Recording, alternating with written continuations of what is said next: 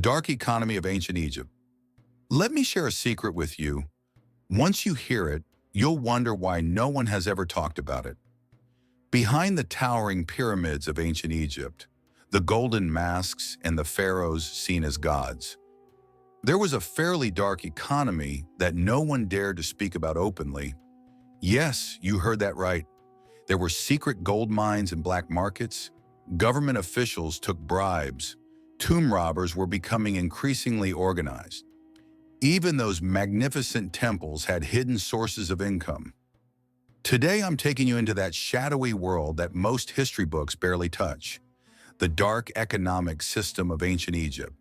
Why did the shadow economy emerge?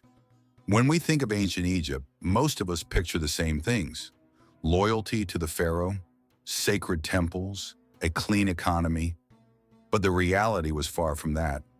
In fact, Egypt had two economies: the official economy, farming, temple revenues, state-controlled mines, taxes, records, and granaries, and the shadow economy, largely unknown to most, illegal gold mines, grain black markets, tomb robbers, secret trade routes, temple hoards, bribes, and hidden taxes. This second system was no small matter. At times, it even became more powerful than the official economy. Pharaoh's gold, illegal mines.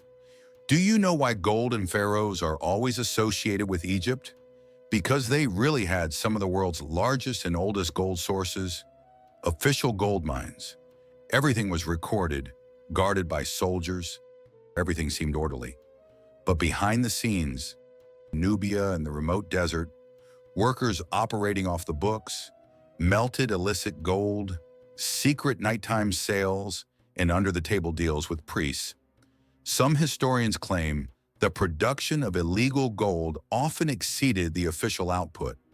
Imagine that, an entire gold economy functioning without the pharaoh even knowing. Did the state try to stop it? Of course, but the desert is vast, gold is valuable, and money kept flowing.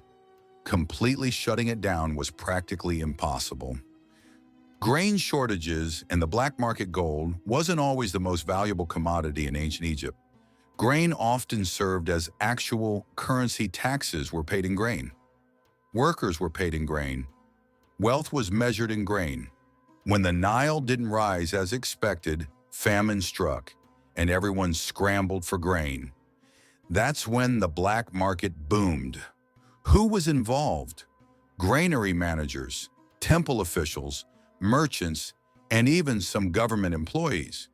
Grain would be hoarded in warehouses and then sold at 10 times the price. Temples had secret grain storage rooms, sometimes without the state even knowing.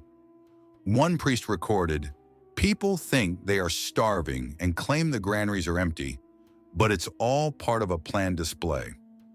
Nearly all of Egypt's major economic crises weren't natural. They were carefully orchestrated, sinister schemes by humans. The tomb robbers' mafia. Tomb robbing is one of ancient Egypt's most notorious and darkest activities. But it wasn't just a few people digging graves at night, it was an organized mafia. Who were in these gangs? Smugglers, soldiers, townspeople, and unfortunately, some temple priests too. Yes, even priests were involved. A papyrus record states, officials dug into tombs at night and shared the gold among themselves. Many of the artifacts we see in museums today still carry the marks of this shadow economy. Hidden taxes and bribes.